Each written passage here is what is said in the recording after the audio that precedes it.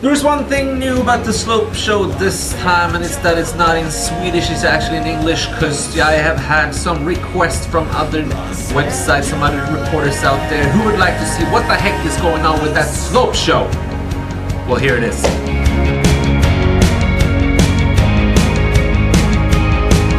want a girl that won't talk back, and a job that gives me a slack, and a car that won't break down in the heat of Los Angeles.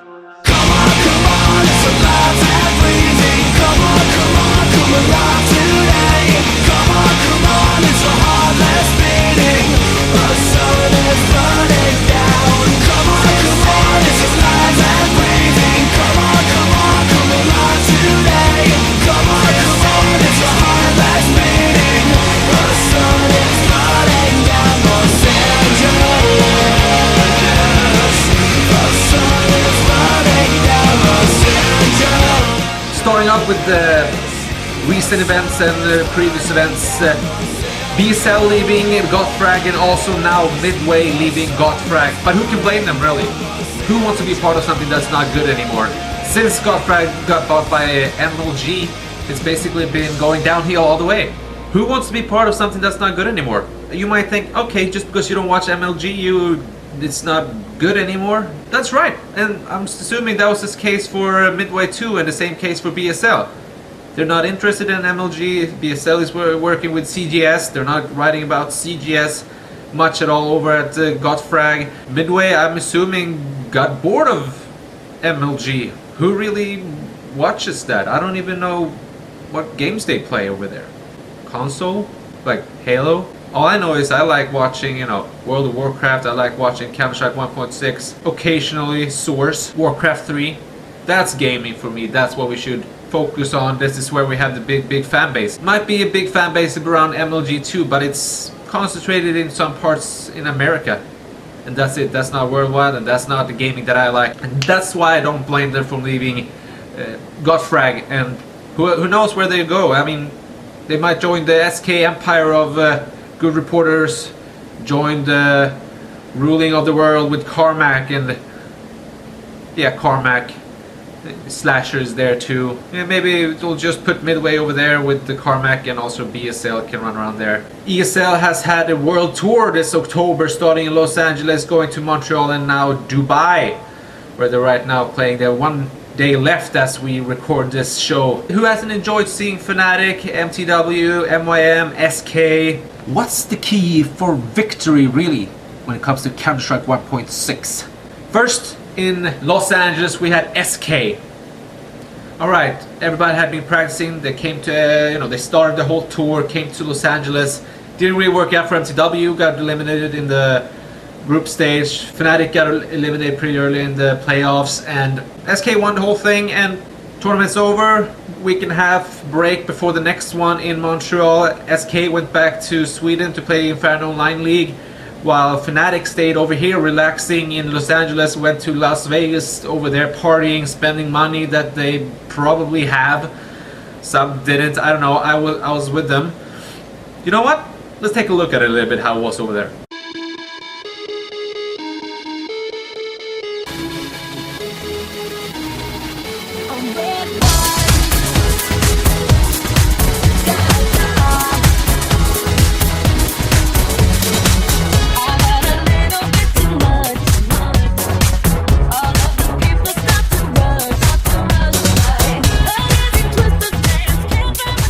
Tjena Forp! Ja! Vad händer nu då? Inte mycket, jag tänkte satsa $79 på svart. Jag är på svart! Kom igen nu! Yay! Bra! Ja! Jag köper 400 dollar svart. Så gör det. It's dancing time, dancing till you fly. Come on, pick it up and dance. It's dancing time, dancing till you fly. Come on, pick it up and dance. Set the rhythm divine, it'll take you out of place, it'll take you out of time. So have a little look and don't be shook. You dance like a crook, dance to the hook, dance. And now, here, hold the line. Your man is live and you know what. grymt där. Ja, kolla det. Bra view här nu på hotellrummet. Hyfsat nöjd. Och du vann storsängen. Gjorde jag. En annan har ingen säng alls så det är en obligatorisk bortaplan. Must say it was an awesome trip, but back to it. Fnatic, they went to Las Vegas. They had fun. They did not play at all. I talked to them basically every day over there. We hung out a lot and they did not spend any time playing at all. They went up to Montreal and there they sat and just won against SK in a coming from lower bracket, winning the whole thing. Coming to Dubai, and you would assume at least SK, they've been in the final both these tournaments now. They won at Los Angeles, they came second in Montreal, and now you would assume they would actually come, top 3 again or something. They showed some skill, but obviously not. Fnatic got eliminated very early, and SK, got eliminated pretty early too. What is the key to win tournaments in this? Because it feels very random. The only thing we can say, you can never really look back at results and assume that this would actually affect something that will happen at the next tournament. I mean, betting on Fnatic or betting on SK for the next tournament in China, anything can happen in any day. All I'm saying, I would never bet on Counter-Strike. I would never really bet any money on a team winning a match. After doing this Fnatic video with them going to Vegas and everything, if you haven't seen the video, you can see it on my YouTube page, you can see it on Rakakawi. I have a subtitle version. The whole thing is basically in Swedish, but we have subtitled everything that is being said through the whole thing. So if you want to see it, you can see it there. But I got some comments that say, come on, let's do this with another team, because I've done a few videos out there with Fnatic, and I said this to them in the comments when they said, yeah, let's do this with another team. I said, well, I would if they would, want to do something with a reporter or somebody else than just themselves. The fact of the matter is that some teams just can't do videos outside gaming. All they can do is stand in front of a person, answer a question about the recently played game. Nothing about their, the personal life, nothing about their free time, nothing that would actually be interesting for other people to know than just the game they just saw, basically. So they kind of know what went wrong, most of them.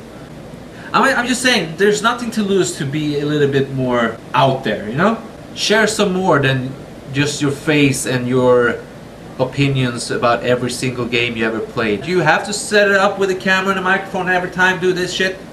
So, how was the game?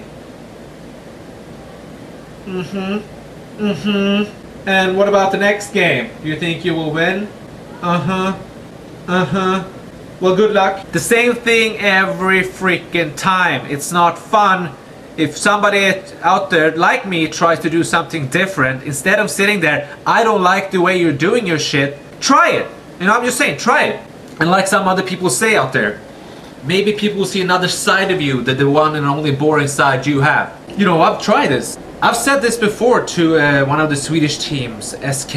I got the response that they don't appreciate the way that I do the interviews directly on there, not setting up too much, just 1-2 questions that hopefully is more fun than how was the freaking game. And I say that, okay, fine, if you don't want to do that, I'll just do a traditional interview with you if that's the way you want to do it. I'm not going to be your agent. I'm not going to be the one telling you how to act with journalists or anything. All I'm trying to do is, enjoyable stuff for people to watch out there.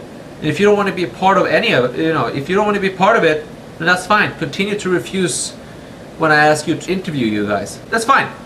If you don't want to participate in any interviews, then that's up to you guys. If you want to be a part of the traditional Swedish interviews that comes from Fragbite, then stay there. I'm not going to be the one pushing you, that's for sure. Last but not least, the new update for Steam. They say that the crouch jumping thing is gone, or not gone, but they give more sound when you do it. Some people out there say, well, if you're skilled, you can do that, and then you're allowed to, ninja jump around this place, and I don't think that was part of the plan when they created Counter-Strike 1.6. I mean, the only team that is allowed to do ninja was NIP, right? Ninjas in Pajamas. And they're not around anymore. So yeah, remove ninja jumping, woohoo!